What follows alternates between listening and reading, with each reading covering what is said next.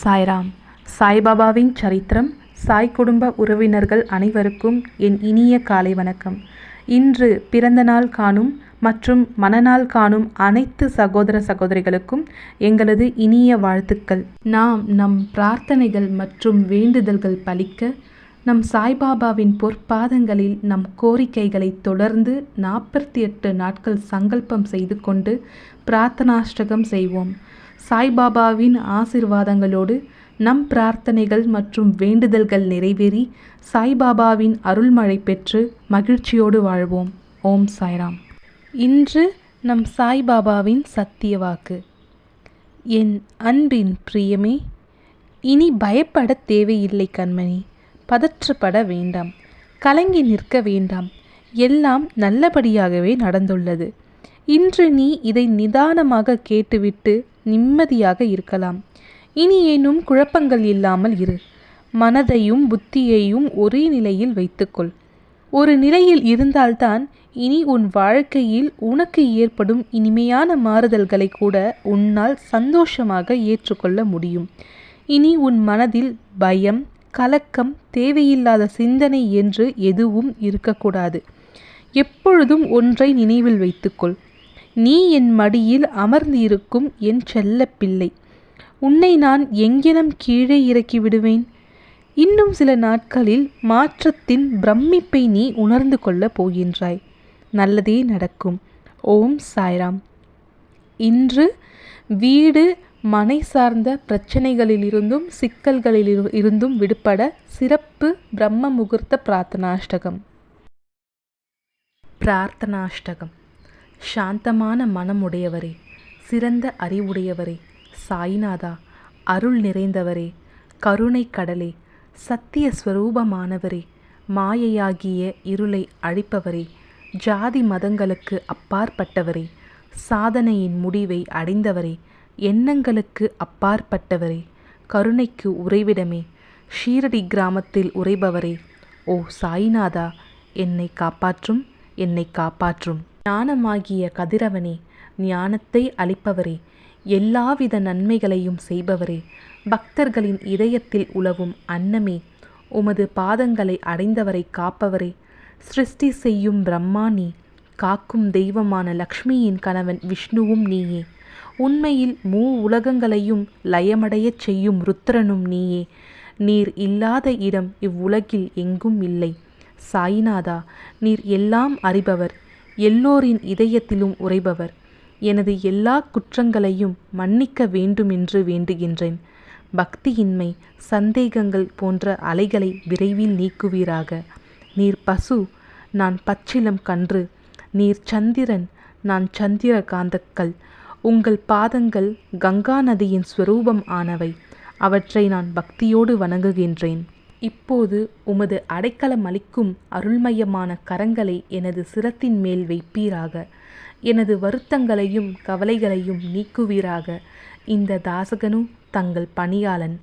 இந்த பிரார்த்தனாஷ்டகத்தை கூறி நான் சாஷ்டாங்கமாக நமஸ்காரம் செய்கின்றேன். எனது பாவங்களையும் துன்பங்களையும் ஏழ்மையையும் உடனடியாக நீக்குவீராக. நீர் பசு, நான் கன்று. நீர் தாய், நான் குழந்தை. என் விஷயத்தில் மனதில் கடினம் கொள்ள வேண்டாம். நீர் மலையருகில் உள்ள சந்தன மரம், நான் முள்ளடர்ந்த புதர். நீர் புனிதமான கோதாவரி நீர், நான் பெரும் பாவி.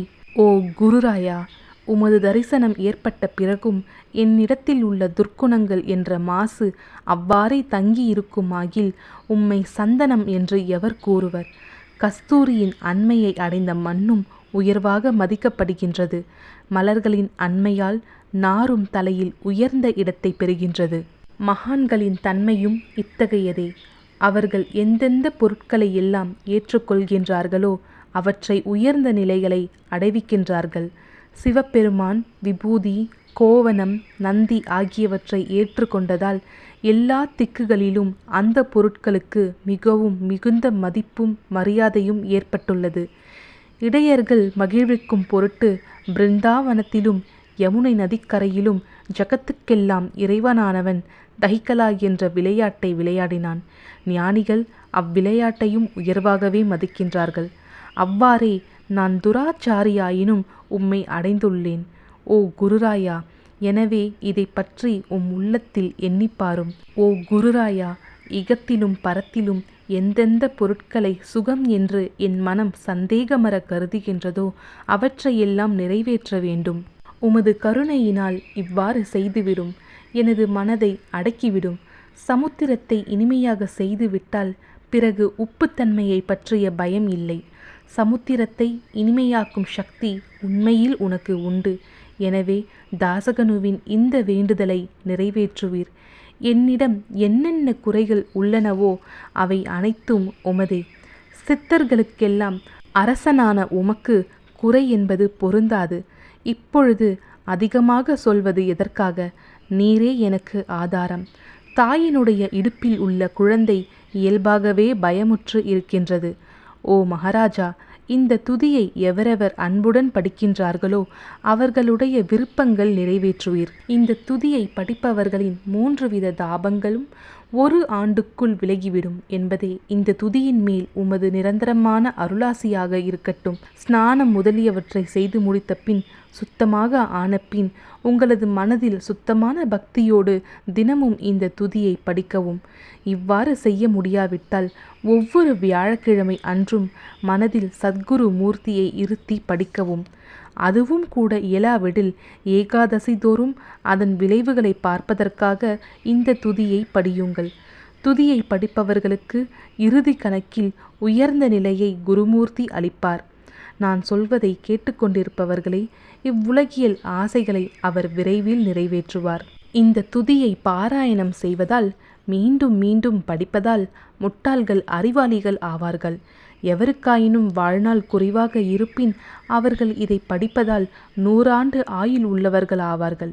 இந்த துதியை படிப்பதால் செல்வத்திற்கு குறைவு இருந்தால் குபேரன் அவர்களது இல்லத்திற்கு வந்து பணி செய்வான். இது சத்தியம், இது சத்தியம், இது சத்தியம் என்று மும்முறை உரைக்கின்றேன். சந்ததி அற்றவர்களுக்கு இந்த துதியை படிப்பதால் குழந்தை செல்வம் கிட்டும். இதனை படிப்பவர்களின் ரோகங்கள் முற்றிலும் நீங்கிவிடும்.